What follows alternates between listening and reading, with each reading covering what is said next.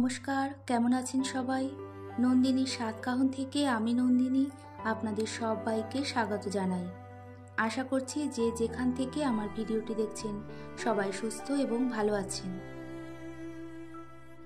প্রতিদিন প্রত্যেক সংসারে অনেক রকম কাজ থাকে, তার কিন্তু কোনো হিসেব থাকে না।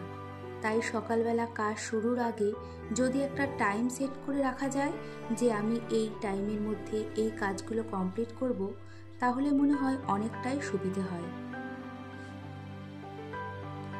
মোটামুটি আমি আগের দিন রাত্রিবেলায় কী কাজ করব ভেবে রাখি। সেই মতো ভোর 5:30টায় ঘুম থেকে উঠে টুকটাক বাসি কাজ কমপ্লিট করে স্নানটা করে নিয়েছি।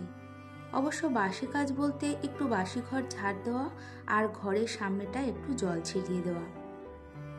তারপরে ঠাকুর ঘর মুছে পুজোটা আমি সকালেই করে রাখি। সকালবেলা স্নান সেরে পুজোটা করে নেওয়ার পর এতটা ফ্রেশ ও শান্তি অনুভব করি যে বলে বোঝাতে পারবো না। তারপরে ফুল এনার্জি নিয়ে ঘরের কাজ শুরু করি। হাজবেন্ড 6:45 নাগাদ অফিসে বেরিয়ে যায়, তারপরে একটার পর একটা কাজ করতে থাকি। কিন্তু আজকে হাজবেন্ড বাড়িতেই আছে, কিন্তু ওই যে সকালে ঘুম থেকে ওঠার অভ্যাস, তাই সে উঠে পড়েছে। ডাইনিং টেবিল আর কিচেন কাউন্টার টপটা মুছে নিয়ে আগের দিন রাতে মেজে রাখা বাসনগুলো জায়গা মতো গুছিয়ে রেখেছি। এখন এই শোকেসের ওপরটা একটু অগোছালো হয়ে আছে, সেটাই ঝেড়ে মুছে গুছিয়ে রাখছি। ড্রেসিং টেবিলটা যেহেতু আমার মেয়ের ঘরে রয়েছে, তাই হাজবেন্ডের বডি স্প্রে, পারফিউম, একটা চিরুনি, ময়শ্চারাইজার সব এই জায়গাটায় আমি সুন্দর করে গুছিয়ে রেখে দিই। সকালবেলা আবার মেয়ের ঘর থেকে এইগুলো আনতে গেলে পরে মেয়ের যেহেতু ঘুম ভেঙে যাবে, তাই হাজবেন্ড বলেছেন যে টুকটাক জিনিসপত্র এই ঘরেই এনে রাখতে।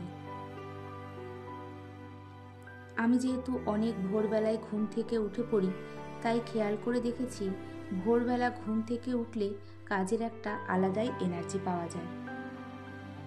কয়েক বছর আগেও ভোরবেলা ঘুম থেকে উঠতে খুব কষ্ট হতো। দেখতাম অনেকেই অনেক ভোরবেলা উঠে কাজকর্ম শুরু করে দেয়।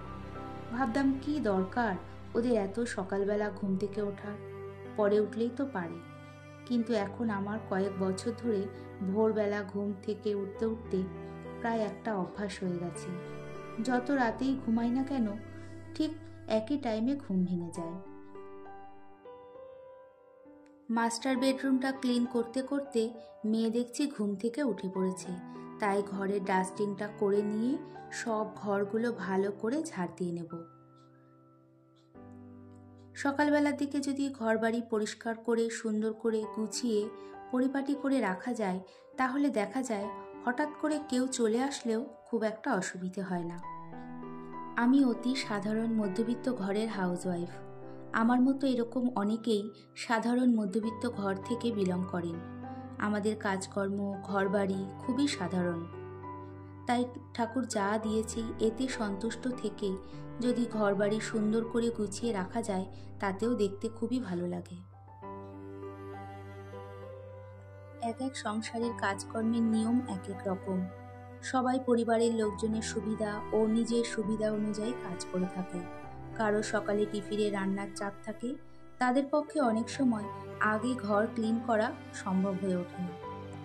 যাদের বাড়িতে হেল্পিং হ্যান্ড আছে তাদের কথা কিছুটা হলেও আলাদা, কিন্তু যাদের আমার মতো হেল্পিং হ্যান্ড নেই, ঘরের যাবতীয় কাজ নিজেকেই করতে হয়, একটু বুঝে শুনে ঝটপট করে তাদের কাজ করতে হয়।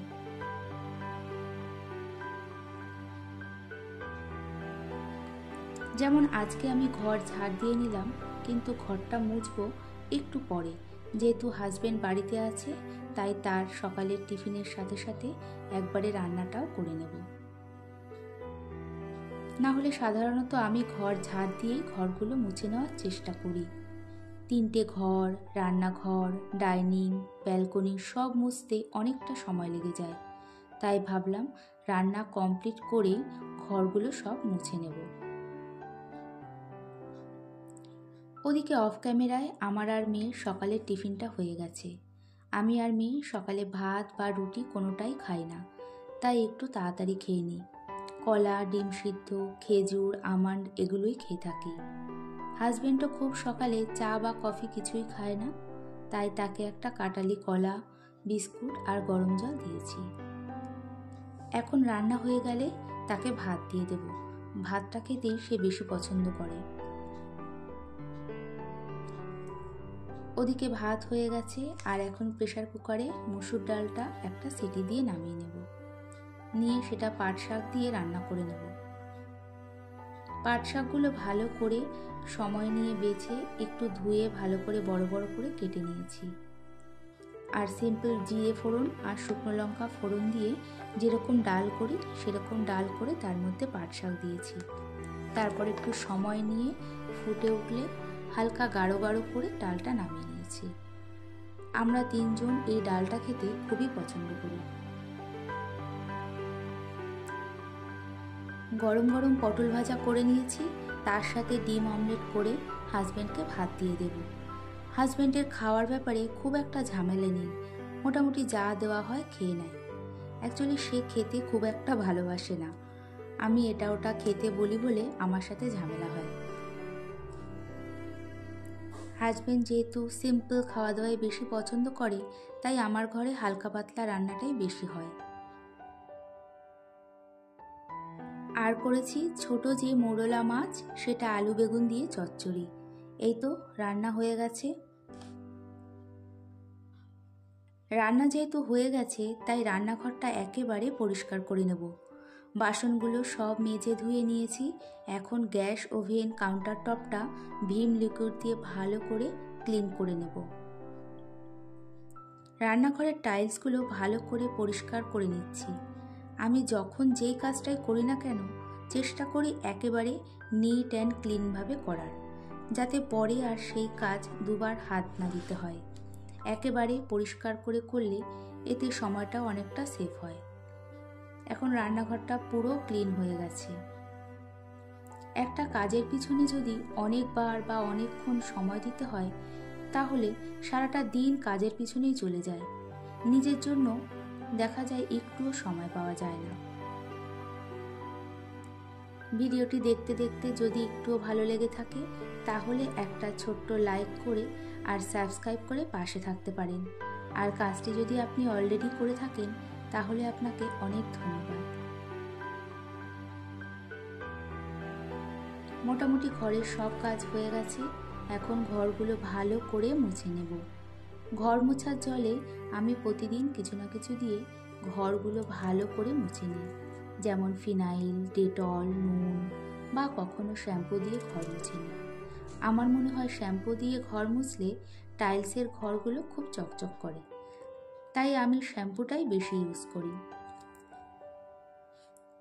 ঘর মোছার জন্য আমি একটা মপ কিনেছিলাম, ভালো কোম্পানির, মানে অনলাইন থেকেই কেনা হয়েছিল। বেশ কিছুদিন ইউজ করার পর একদিন দেখছি যেখানে স্টিকটা জল চেপা হয় সেই জায়গাটায় আর ঘুরছে না। সেগুলো তো আর কোনোভাবেই হাত দিয়ে চেপা সম্ভব নয়।